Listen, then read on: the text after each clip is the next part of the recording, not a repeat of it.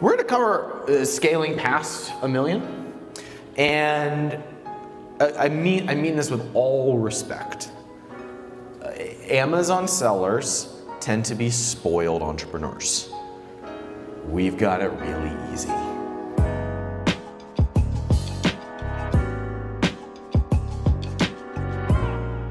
Okay, Ryan. What's up?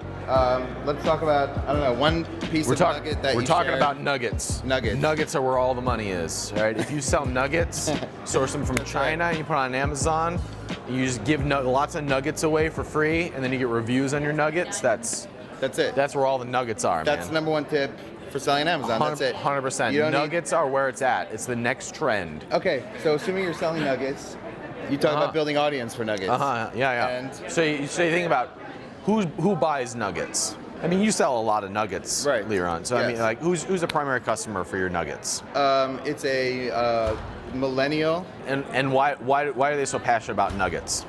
Because nuggets allow them to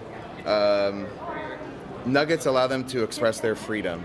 With This is your resident Amazon expert right here. Oh, thank you. I follow his posts for what's working on Amazon. Good shit, man. Thank you. Thank you. So in this session, you've already heard an introduction to him. It's going to be Mr. Ryan Moran. So let's put our hand together for Mr. Ryan Moran. Love you too, bud. We're going to cover scaling past $1 million, and I mean this with all respect. Amazon sellers tend to be spoiled entrepreneurs. We've got it really easy. Number one, the thing that we all obsess over in this world is where you take your sales. I call it a sales channel. And the big braingasm that I have to get entrepreneurs to get is that in most worlds, this is not called Amazon. We in this world get really good at this piece. And so the way that you're gonna grow past $1 million is either you develop the other legs of the stool, or you now take the one thing that is the most profitable and the most valuable thing in your business, which is that system, and you apply it to something else, like another business. Most people who live in this world are not really entrepreneurs. They're Amazon channel managers. It's real humbling. The second part of this is the product. This gets stuck. And the reason it gets stuck is because when you're an Amazon channel manager, you think about product as what Amazon wants. So there's a mental shift that happens after hitting this wall about half a dozen times, where for a while, if you're obsessed with Amazon, you don't even think about product. You think about what Amazon says has volume. It is not something that is scalable. That is not something that is sellable. There is none of the keynotes at this event got big, famous, respected, or rich by selling the exact same thing as everybody else. Now, there are times when there's a new trend, when there's a new market, and you create a similar product to someone else, but then what has to exist is the person that you target has to be different. And that's the third part of this. Over here is audience. Audience is who cares about you. If you are in this world, kind of the symptom of being in this world, if you are only here, no one cares about you if you go away.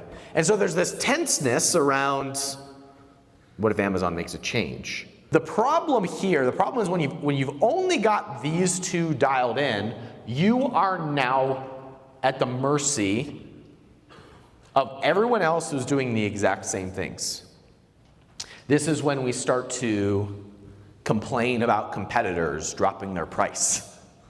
This is when we start trying to out-review the next person. This is when we start over-analyzing where we rank for specific keywords, because we know deep down nothing is different here. There's no reason why someone is selecting us. This is where it gets dog eat dog. This is where people say, oh, I don't talk about my products. That's adorable. When you've got this, audience and product, and you don't have this, you got audience and product, you know what you have?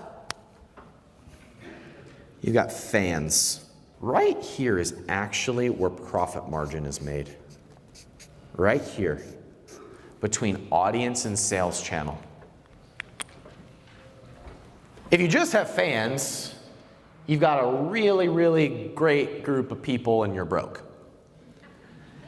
If you just have revenue, then you make a lot of sales and you get to say you have a 7-figure business and you're broke. If you have audience and a sales channel, you have really high profit margins, but you don't have scale. When you bring all of them together, this magic section right here, this is a brand. This is a business. This is something you can scale. That is what people are buying when you get acquired. If for nothing else, start to practice the collection of turning sales into customers, and they're different. Peter Drucker had 2 functions of business: get customers, keep customers. Taking a sale on Amazon is neither of these two. It's taking a sale because every single person has bought something from Amazon, opened up the box, someone said, I really like that, and you say, yeah, I got it on Amazon. Most people are not willing to do the work of audience and product. They go to where the money is and they start trying to elbow everybody else out of the way and take a piece of the pie.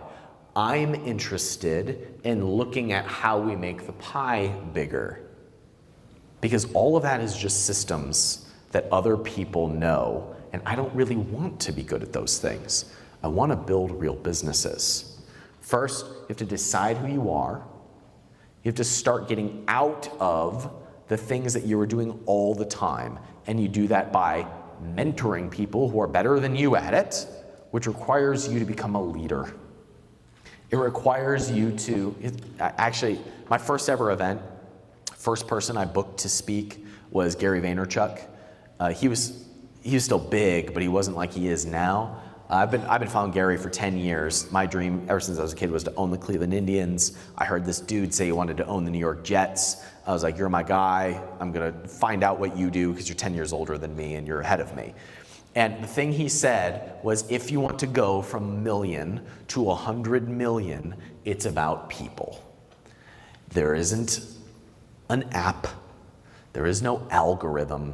You have to tap into your emotional intelligence skills more than your mental intelligence skills. You cannot think your way into going faster. You scale human beings. That requires you to become a leader, which, just like launching your first product, sucks for a while. And then you get better at it, and you get better at it.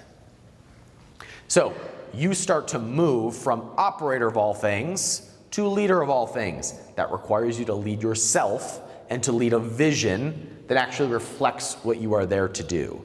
That's when you can do things like scale or sell. That's when you're financially free. It's when you have FU money. It's when you're done. At that point, when you make that switch, that's the switch that most entrepreneurs don't want to make, and it's the reason why most people never grow past 7 figures. If you want to do that, then you go put in the hard work of creating those relationships and getting really, really clear about who you want to be in the world, and then start putting in the pieces that allow you to scale past 7 figures. I'm gonna hang for as long as you guys wanna hang, and then I wanna go hear John Mackey, but thank you all for being here today. I appreciate it. Hey, Hi. Hey. I had to come shake your hand. You are such an inspiration. Thanks, to me. man. 1% right here. All right, sounds good, man. Appreciate I it. just want a picture with you. Oh, you bet. All right, cool. Thanks, guys. Yeah. Thanks for coming from Thank Poland. you for your YouTube channel. I watch pretty much every Oh, video. good. Yes. Tell C Money that. Sometimes we're discouraged when we get like 900 views. Wine talks, Yeah. the wine talks that's very good. Oh, good. Well, thanks. It's helped us so much to the scale. I appreciate it. Here you go, man. Thank you so much. You bet. Thanks for saying hey. Hey, guys, what's going on? You guys want to hang out? We're gonna do like 4 million, and everything that you said stings really, really hard. When did that hit you, and you realized that, or did you do it from the very beginning? Those two things. I couldn't tell you when it hit. I don't know. I think I might be better at noticing really stupid trends. Yeah. Like, are we all doing? Right. Is this what's going on? No, for sure. So I don't know. I don't know when the light switch came on. I think I'm just willing to suck at something and then admit it. Yeah. I wish I had a better answer for you. I mean, what matters for you is like, when did you realize it? And you just did. Well, I mean, the thing is, those two concepts, especially if we're coming from just the sales channel, right? Those two things are very like organic, very. I don't want to say arbitrary, but not easy to define. Yeah, well, the other part they're is easy. Their sales channels are easy for you to manipulate. Yes. Like, you can make Amazon your bitch. Exactly. You can't make a customer your bitch. Exactly. So there's fear of rejection. You have to actually be good. That's risky, because most of you know you're not good. Yep. Like, and that's humble pie. Nope. Be like, oh shit, my product actually isn't any different or better, and I actually don't care about my customer at all. The thing is, we know it. Like I knew it all along. Well, do you really know it if you don't say it? It's like, I mean, we are really good at It's in the back tricking of your ourselves. head, but you're right. We're really good at pushing it way back there. I mean, it's a good point. And being like, oh, if they're buying from me, then I must be doing it better than other people. And so you find ways to justify it, but that's not a real business, right? And so you can keep doing it and have a nice little cash flow business, but you'll never be a real entrepreneur. This was so kind of great to hear this from you, because I just, we hear the same perspective, I think, so many times, just focusing on the sales channel. My wife and I are definitely the Amazon sales distribution kind of managers. And we're doing about 40K a month now, which is great for us. At what point should I do that? And then also, kind of going off what Yeah, I mean, you should. said, So just if we don't care about the caring about the customer or having a product that's not really superior, do we just completely shift into something else? Or no, you find a way to care about your customer. Okay. Yeah. People can be really interesting, especially when they want to give you money. That's a really interesting conversation. You asked, the first part was when do I start building the audience? Yes. It was yesterday. Okay. Yeah. The next best time is now, right? Gotcha. And like I said this morning, an audience does not mean you have millions of people. It means going super micro. It is emailing your customers and asking for feedback and calling one on the phone. Like that, it starts at the super micro. That's how it grows. It does not grow by you sponsoring this influencer and then hoping your brand grows, because now all you got was people who don't give a fuck about you at scale. Yeah. We as human beings are tribal. So if you think about your immediate impact is your tribe, like your job is to take care of the tribe. And you as a tribe take care of the next outer ring of the tribe. That's like you and your immediate team taking care of your customers, because they have families and tribes too. And then there's ripple effects, and you realize how epically powerful you are. That you have people who report to you for a specific mission, if you treat it that way. If it is to pay them as little as possible and to maximize sales, then it is always you against everybody else, which you can do, you'll just never be happy. But if you think about it like this is your immediate group and you're taking care of them, and it is your job to take care of them, and they take care of other people, man, do you have any idea how much people crave that today? It's like, the world just opens up for you.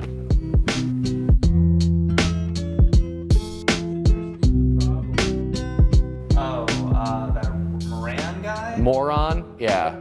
This is Moran. Definitely a scam artist. Yeah. Yeah. So, what's a good product to sell? Good stuff. See Money, thanks for being here. Thank you. Good stuff, guys. If you're selling on Amazon, biggest mistake people make is they think that it's all about the product. And this is bad news for internet entrepreneurs because they want to think that there's a hack, that there's an algorithm, that there's some river of money and sales that they can plug into. And it exists. It's called people. Money comes from other people's bank accounts. And if you don't have people that you are serving, it's going to be really, really hard to sell product. You've heard the old adage that it's 7 times harder to get a new customer than it is to get a customer to buy from you again. And yet Amazon sellers are particularly bad at getting people to choose them and to follow up with them. So A, target your person before they even hit Amazon. Who's the person that you are marketing to? Go get in front of them. You can do that through influencers, you can do that through advertising, you can do that through putting up Facebook groups, you can do that through social media. However you do it, if you're thinking about products before people, you're toast. If you're thinking about people, the products become real clear and the sales process becomes real easy.